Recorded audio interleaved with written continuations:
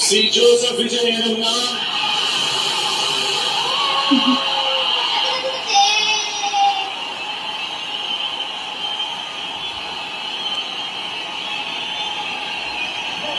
சட்டப்படி அமைக்கப்பட்ட